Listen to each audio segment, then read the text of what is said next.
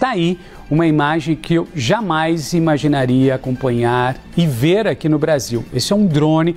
Essa imagem, ô Cris, é o drone jogando uma bomba não de efeito moral, mas uma bomba de efeito letal, pronta ali para explodir os policiais que estavam em solo.